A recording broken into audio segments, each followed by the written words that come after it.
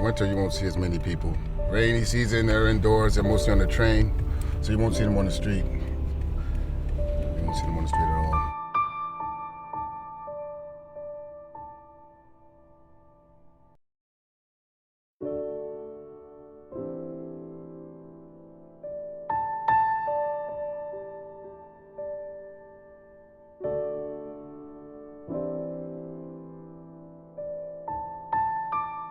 My name is Keisha Campbell, and I've been with Urban Pathways for 25 years.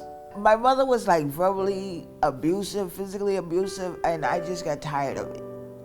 And the first time I walked out on her, and the cop asked me my name, and I was like, "Why should I tell you?"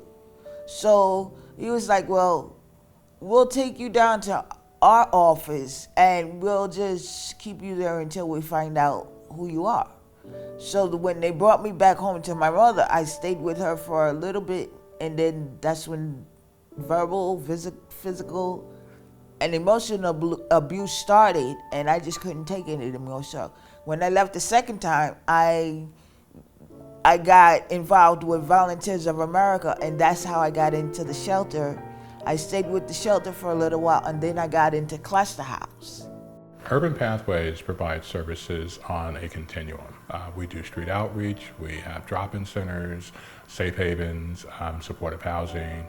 We also are opening a new scatter site on 53rd Street. It can be supportive housing, but it is permanent housing for our clients. This provides individuals with an opportunity to live in a community with limited support, and is really designed for individuals who are extremely high functioning. They're individuals who can manage their lives fairly successfully living in a community.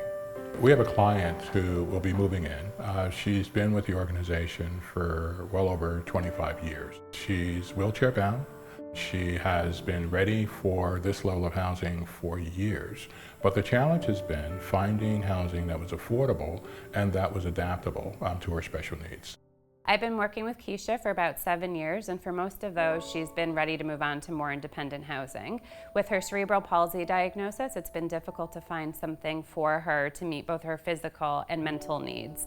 A lot of the programs thought that she was too high functioning with her mental status, so luckily 53rd Street came along and we found something that meets her needs perfectly. Because it was new construction, we were able to work with the developer to design an apartment, a studio apartment on the ground floor that was specifically set up for her. Urban Pathways helped me get from, pardon my expression, hell and high water to where I'm at right now. They helped me get sober. They helped me get myself back on track. They helped me quit smoking. Right now, I'm ready to move on to more independent living. We have a number of supportive housing programs that have intensive services and that help people make that transition.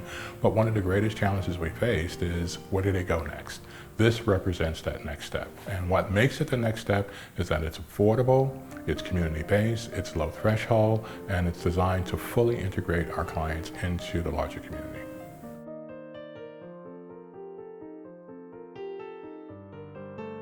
Our agency is able to meet the needs of the client that we take off the street, from the drop-in center to permanent housing. And that's our goal, is to get them permanent housing.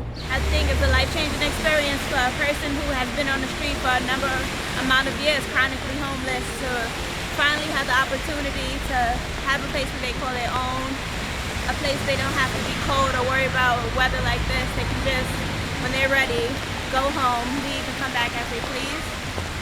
And that's something that I'm glad we can give them, offer them and help them.